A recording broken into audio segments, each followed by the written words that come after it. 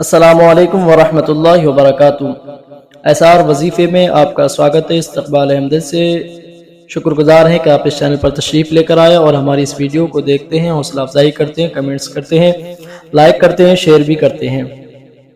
آج پھر سے ہم سورہ یاسین شریف کے بارے میں جانیں گے۔ سورہ یاسین شریف 22ویں پارے میں ہے، 22ویں پارے میں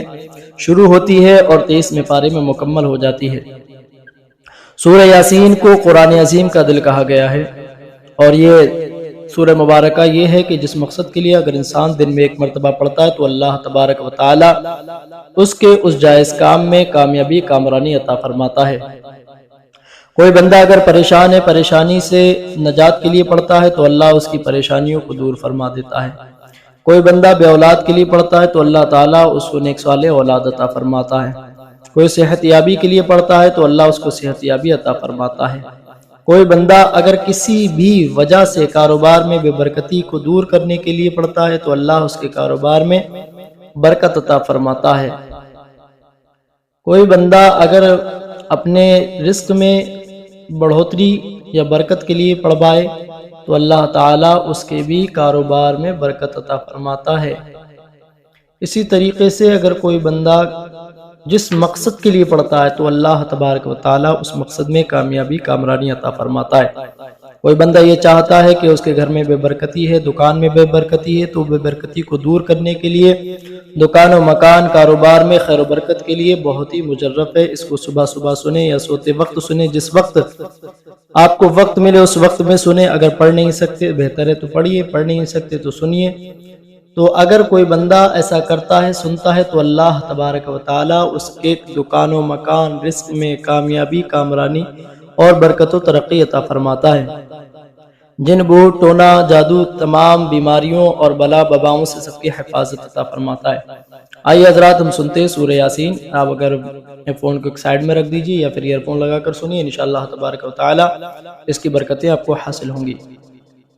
اعوذ باللہ من الشیطان الرجیم، بسم اللہ الرحمن الرحیم۔ یاسین والقرآن الحکیم انک لمن المرسلین علی صراط مستقیم تنزیل العزیز الرحیم لتنذر قوما ما انذر آباؤهم فهم غافلون لقد حق القول على أكثرهم فهم لا يؤمنون إنا جعلنا في أعناقهم أغلالا فهي إلى الأذقان فهم مقمحون وجعلنا من بين أيديهم سدا ومن خلفهم سدا فأغشيناهم فهم لا يبصرون وسواء عليهم أنذرتهم أم لم تنذرهم لا يؤمنون إنما تنذر من اتبع الذكر وخشي الرحمن بالغيب فبشره بمغفرة وأجر كريم إنا نحن نحيي الموت ونكتب ما قدموا وآثارهم وكل شيء أحصيناه في إمام مبين واضرب لهم مثلا أصحاب القرية إذ جاءها المرسلون إذ أرسلنا إليهم اثنين فكذبوهما فعززنا بثالث فقالوا إنا إليكم مرسلون قالوا ما أنتم إلا بشر مثلنا وما أنزل الرحمن من شيء إن أنتم إلا تكذبون قالوا ربنا يعلم إنا إليكم لمرسلون وما علينا إلا البلاغ المبين قالوا إنا تطيرنا بكم لئن لم تنتهوا لنرجمنكم وليمسنكم منا عذاب أليم قالوا طائركم معكم أئن ذكرتم بل أنتم قوم مسرفون وجاء من أقصى المدينة رجل يسعى قال يا قوم اتبعوا المرسلين اتبعوا من لا يسألكم أجرا وهم مهتدون وما لي لا أعبد الذي فطرني وإليه ترجعون أتخذ من دونه آلهة إن يردني الرحمن بضر لا تغني عني شفاعتهم شيئا ولا ينقذون إني إذا لفي ضلال مبين إني آمنت بربكم فاسمعون قيل ادخل الجنة قال يا ليت قومي يعلمون بما غفر لي ربي وجعلني من المكرمين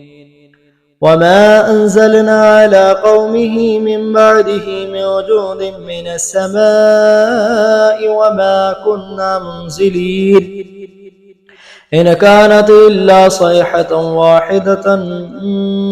فإذا هم خامدون يا حسرة على العباد ما يأتيهم من رسول إلا كانوا به يستهزئون ألم يروا كما أهلكنا قبلهم من القرون أنهم إليهم لا يرجعون وإن كل لما جميع لدينا محضرون وآية لهم الأرض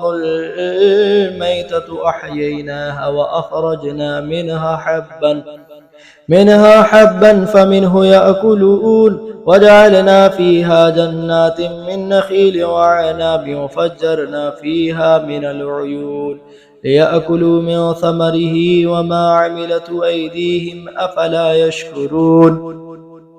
سبحان الذي خلق الأزواج كلها مما تنبت الأرض ومن أنفسهم ومما لا يعلمون وآية لهم الليل نسلخ منه النهار فإذا هم مظلمون والشمس تجري لمستقر لها ذلك تقدير العزيز العليم والقمر قدرناه منازل حتى عاد كالعرجون القديم لا الشمس ينبغي لها أن تدرك القمر ولا الليل سابق النهار وكل في فلك يسبحون وآية لهم أنا حملنا ذريتهم في الفلك المشحون وخلقنا لهم من مثله ما يركبون وإن نشأ نغرقهم فلا صريخ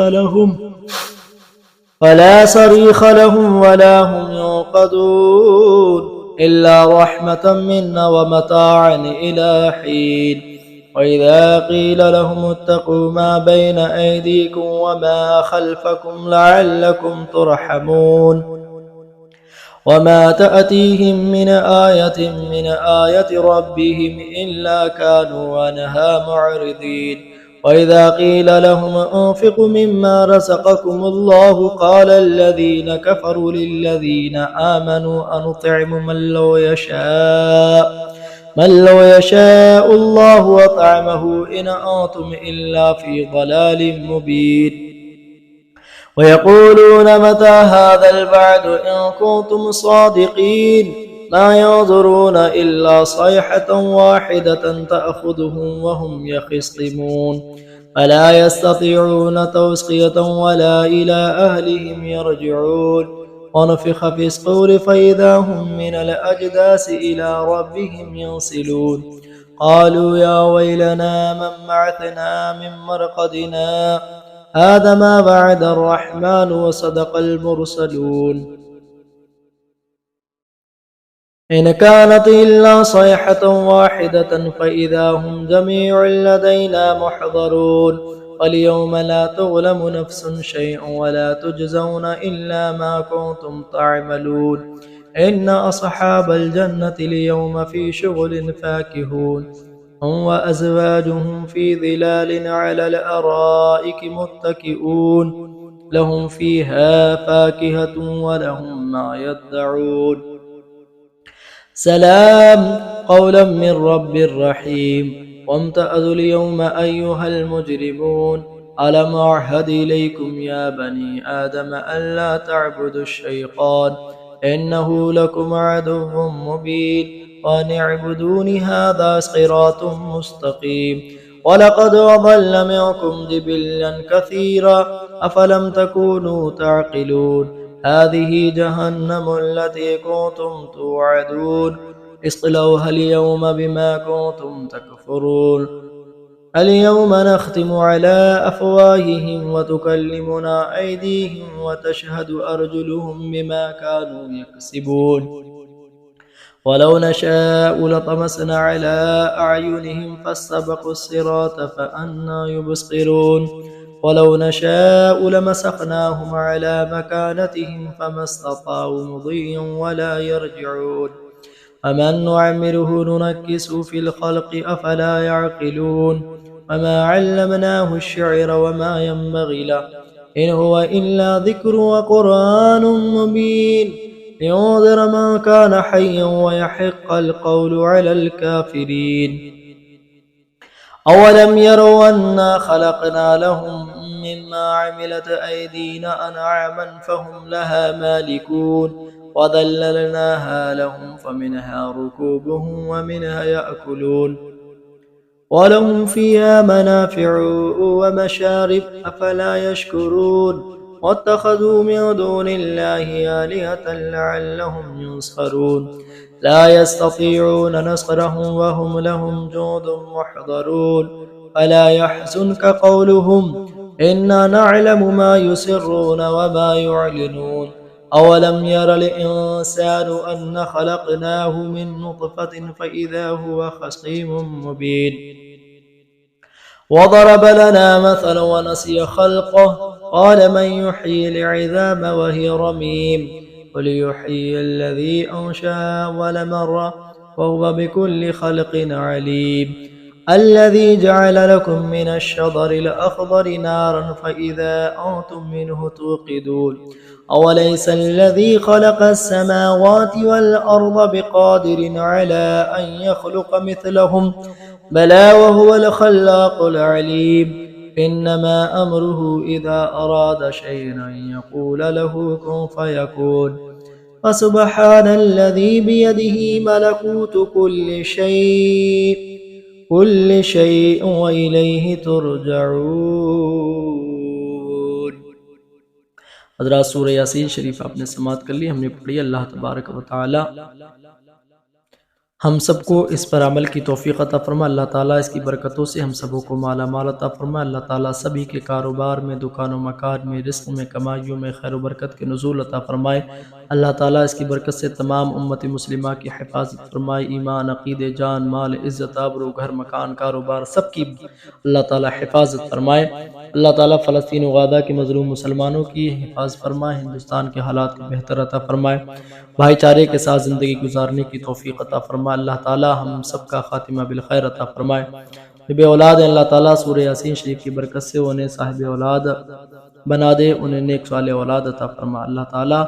हम सब पर अपना फजल करम रहमत अता फरमा, खातिमा बिल खैर अता फरमा। जब दमे हो वापसी अल्लाह